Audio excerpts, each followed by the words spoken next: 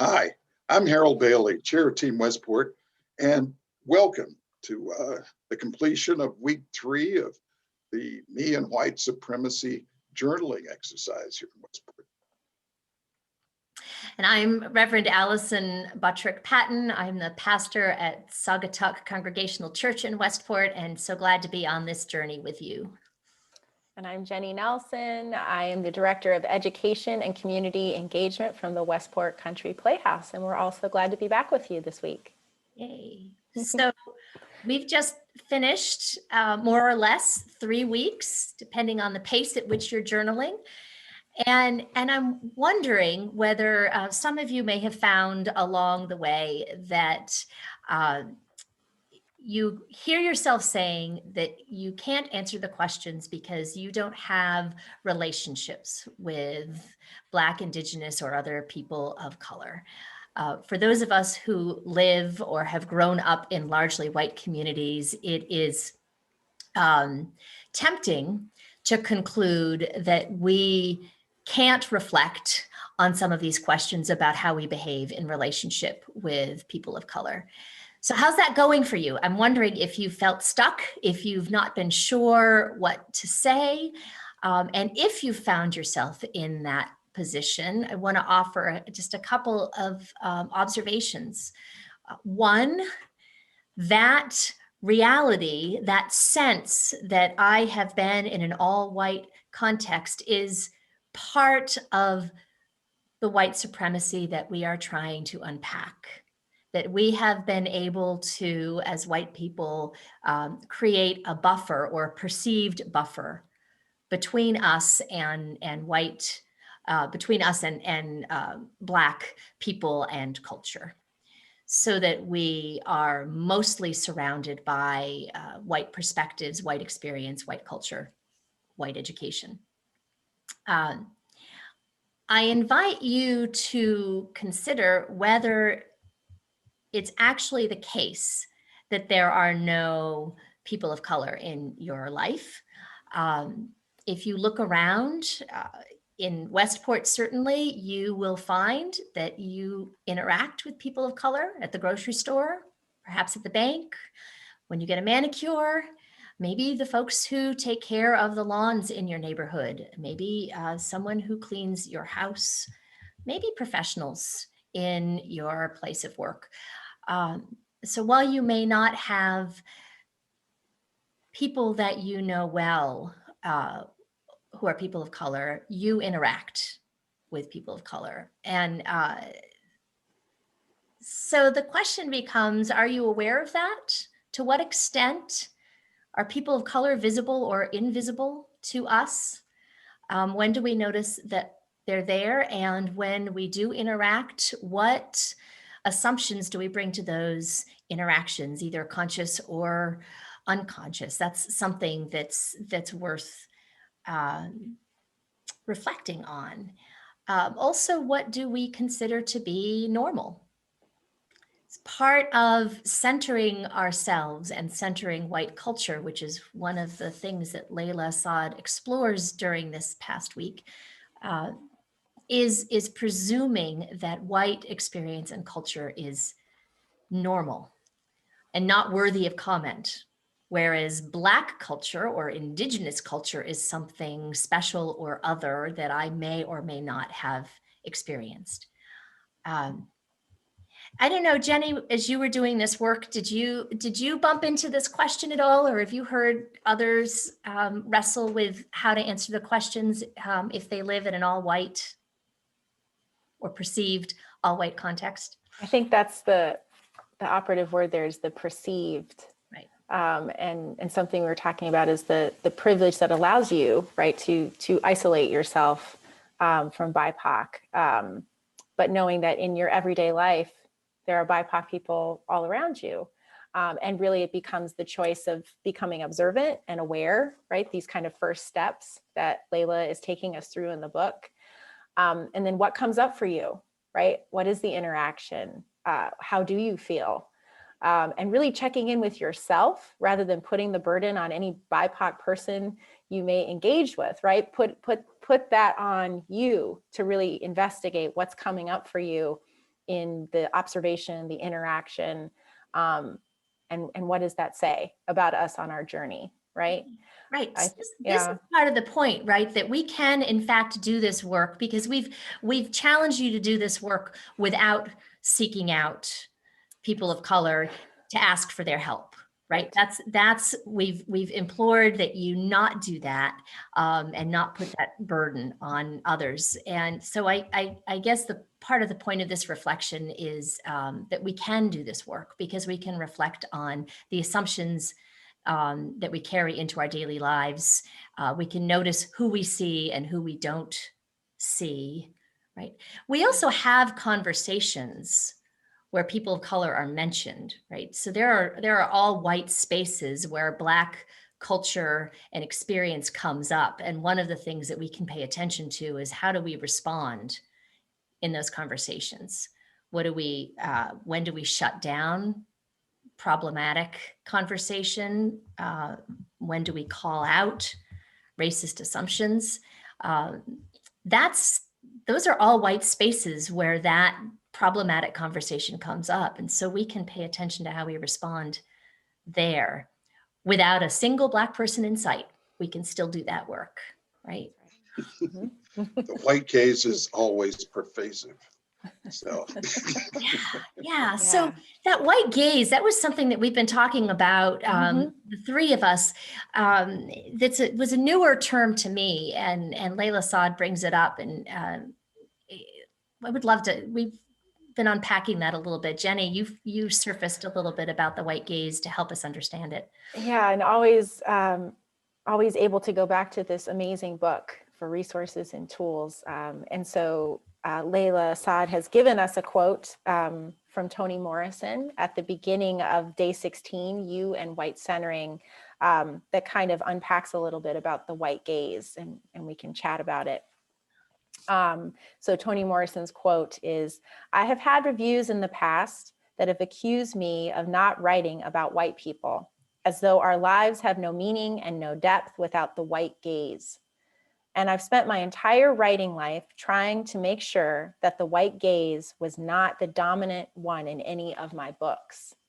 And then Layla Saad goes on to say herself, she quotes Morrison again, saying, Morrison goes on to explain that white writers like Tolstoy also wrote about race, but that because white is not seen as a race, nobody has ever questioned when white writers will write outside of whiteness. right. Why do you always write about white people? Right. Nobody asks that A question. question that is never asked of white people. Right. People of color may ask that question, but right. And I think so definitely saying white is not seen as a race. Yeah. I think that there's a lot in that answer, right? The neutralness that we give white, right? That it's not seen as a race, but everything else in America is seen, and around the world, but really specifically an American product that we see race. Right. It's just writers. so part of the white gaze is assuming that white is the norm. Absolutely. Right? Is that part of what? How else do we talk about that concept of the white gaze? What else? Yeah, I think it's a great question, and I think it's because it's also emerging. It's nuanced and it's ever evolving. But I think that idea of putting white folks' comfort at the forefront, right? Right. So whatever is going to make a white person feel comfortable and safe in their environment, seeing it through the lens of a white person. So if there's some interaction, some experience that's going on that is not centering a white person's comfort, right? Which is what this chapter is, right? You and white centering. That's the white gaze. So it's seeing everything through that literally through those eyes, through that lens of a white person is, I think, a little bit. Mm-hmm. No, I think a lot. It's because it's the way someone carries themselves. It's their appearance. It's the language they use. And whether or not that language or that way of expressing yourself is going to be comfortable and accepted and acceptable to white people. Mm-hmm. And so a lot of, if we're really trying to get at what some of these issues are that help perpetuate supremacy. It comes down to people getting beyond what are considered cultural norms for expression, cultural norms for dress, cultural norms for the way your hair is supposed to look, as an example, and those kind of things. And that's, the white gaze says that's out, this is in. Mhm. And obviously, and we have corporate cultures, we have organizational cultures where you dress a certain way, you speak a certain way, and so on. But we have cultures, we have kind of a white-centered overall culture in the country for what it means to have, quote, an American way of, all American way of something. I think, always thinking maybe an observational question on this journey, why is this coming up for you? Right? Is something we can ask ourselves as white folks. If I'm feeling uncomfortable, if I'm feeling out of sorts, if I'm feeling like this is not white centering to my needs, why is this coming up for you? And this book is so great in that it's giving us the tools to really stop and observe in ourselves. Why does this make me uncomfortable? And maybe being uncomfortable isn't a negative thing. Yeah. Maybe it's me growing and learning and changing. But because I'm going to recognize it only as negative, I'm not going to see kind of the other side of what uncomfortable can mean sometimes. We're uncomfortable when we're learning something for the first time, right? Because we don't quite know where we are and we don't quite know. But it lives in that space. And sometimes I think it's about kind of a reframing the way we see things. And the white gaze is there and we don't even know it's there in a lot of cases, right? Well, so right. So Jenny, the flip side of that, as I listen to you, it occurs to me that there's the other half of that to pay attention to, which is when I am overly comfortable or confident. When I look at the problem and say, oh, I know how that needs to be solved, and I can take care of it because I am a compassionate and thoughtful, liberal white woman, then there too, I ought to be putting on the brakes because that's the white saviorism that Layla Saad talks about. That's me assuming that I get it, that I have the tools and the insights and the knowledge to fix a problem. So if I am too confident in this work, that's probably a signal that I need to pause and take a listen to what's going on around me. Yeah. Right? Yes. The very last thing I certainly want to hear as a person of color is, hey, I'm in your corner. Hey, I'm a real ally. I've done the work. I've been doing the reading. I'm there. When you hear someone lead with that, the signals go off. There's an issue. And I know there are a couple of things going on here. It's like, how do you become a really good ally? What are the steps to doing that? And I know we've given out this signal that you shouldn't go and talk to BIPOC while you're going through this exercise, but that's because it should be all internally focused. Once you come out of this and you start talking to people, the idea was also don't run out and grab every person you know of color and ask them about all 28 perspectives and try to get answers on what makes sense and what doesn't, because it's not fair to those people. And so you also hear, well, don't go out and commit tokenism. Don't go out and commit optical allyship, which is kind of just fronting, doing the surface work of being an ally, asking someone to come and speak in an organization where the organization hasn't done any foundational work to move towards anti-racism, but it makes you look good on the surface and it makes your organization look good on the surface. So it looks like there are all these things you shouldn't do. But the bottom line is sometimes you have to go through doing some of those things because you're headed into something deep. And where you want to get is to the deeper level. You want to get to the point where you are being a genuine ally. Now, how do you get there, and what's involved in it? Back to what Alison was talking about before. The first thing you have to do is listen. because the assumption is always, I'm going to help these people, or I really want to help, but I bring to the table my knowledge, my education, plus my whiteness in the way that things get done in my bubble. My bubble, which is Westport in this case, I get this handled by going to town hall and getting that taken care of. Oh, in your bubble, if you're in Bridgeport, we can go do the same thing exactly the same way I do it in Westport. You know, no, you can't. And so the first thing is stop and listen. And in addition to listening, put yourself on hold when you think you've listened and you're ready to come in and listen some more. And force yourself to be sure you're asking questions as opposed to giving pronouncements. All of that leads to, you've got to have respect for the people that are already doing the work. You got to have respect for the leadership that's already there, because they already know what the hurdles are to a great extent. And so you want to make sure you're bringing in your talents and your skills in such a way that it helps versus hinders. And it hinders when somebody's got to say, that isn't, I don't even want to get into it because you obviously don't know what's going on. And I don't have time to explain it to you. So have the respect that people there doing the work know what they're doing at a level you don't yet.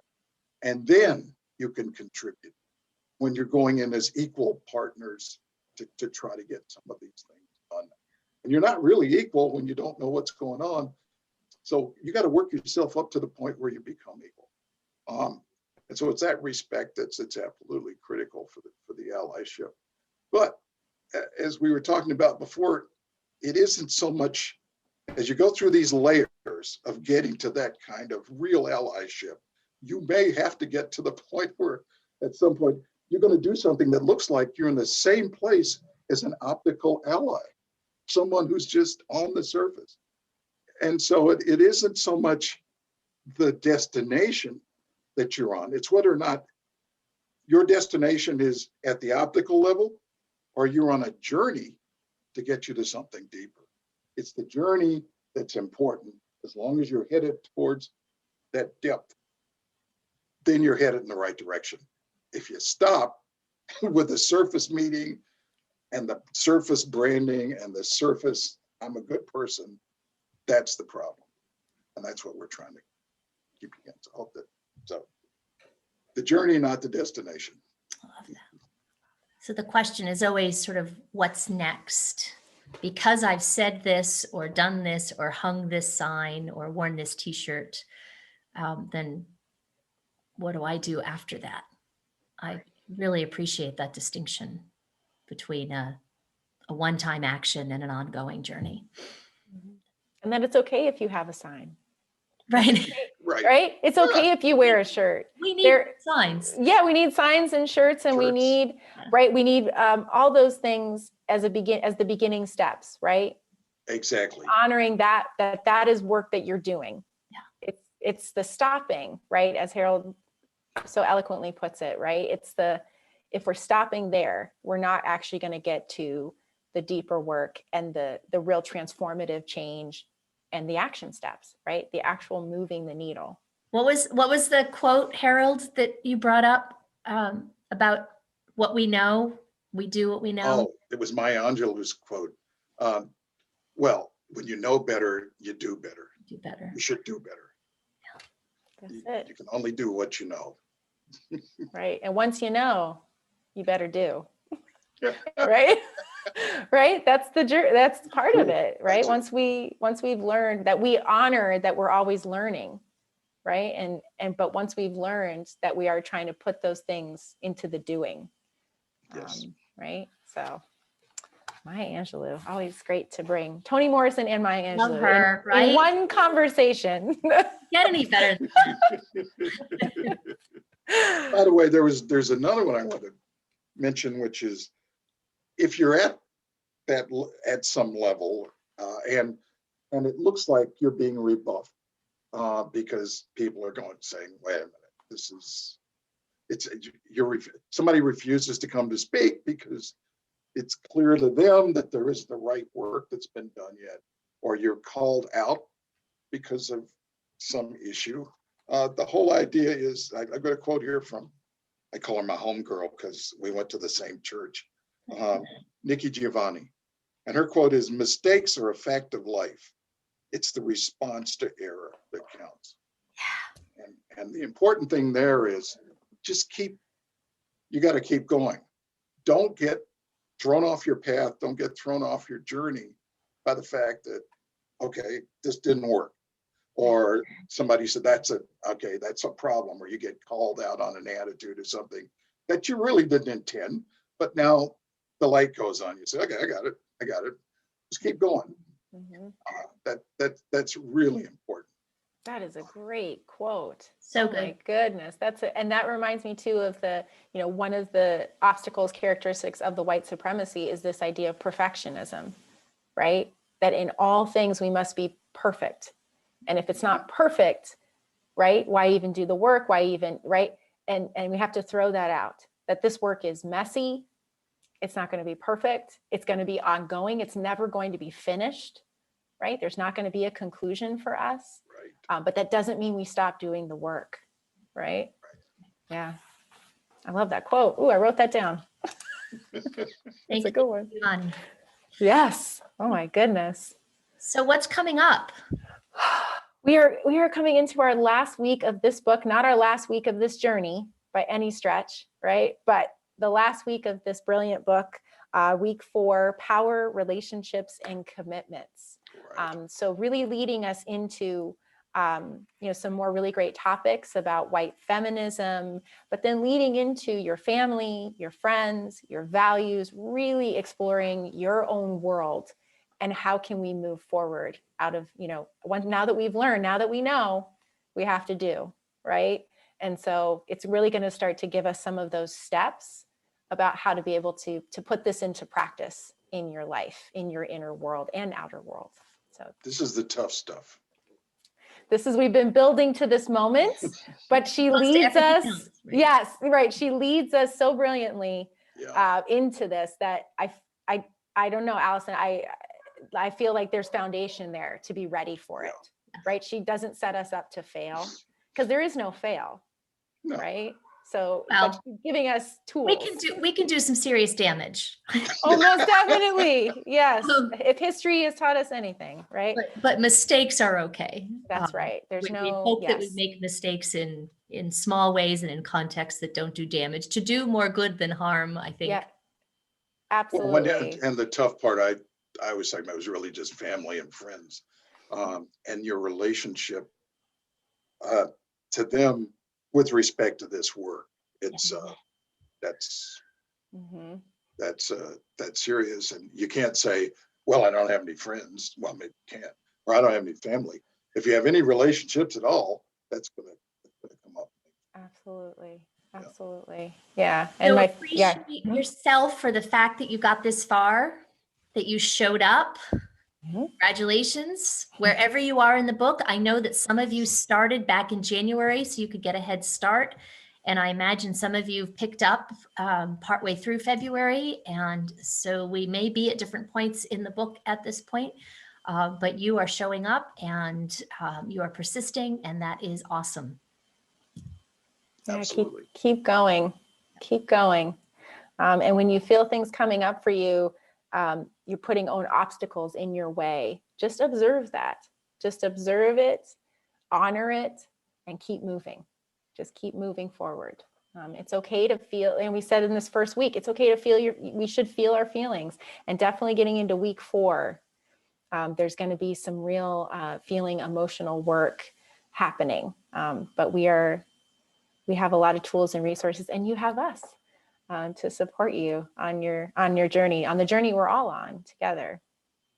So what happens if I have a question, Jenny, in the middle of my reading? Yeah. Well, Alison, I'm glad you asked me. We absolutely love receiving questions from all of you in our community and beyond. And so please don't hesitate to reach out to us during the week. If you have any questions, to education@westportplayhouse.org. Again, that's education@westportplayhouse.org. And we will do our very best to respond by email and also in the videos, right? So that's the opportunity and the platform by which we can share with the whole community things that we're all going through together. Because sometimes your question is also someone else's question, right? And you're helping them by asking the question. You're giving them voice too. So please reach out to us via email. Yep. I think that's all for us this week. That's it. Well, Yeah. we're going to have more next week. We're going to have a little bit more information on what we're going to do once you're finished. What are the next steps? What are the next steps we can all engage in together as a community? We're really excited to continue this journey beyond the book. This is one of the first steps, but there are many steps that we can all take together. So thank you for joining us as always, and take care of yourself, and we'll see you next week. Take care. Thank you. Take care.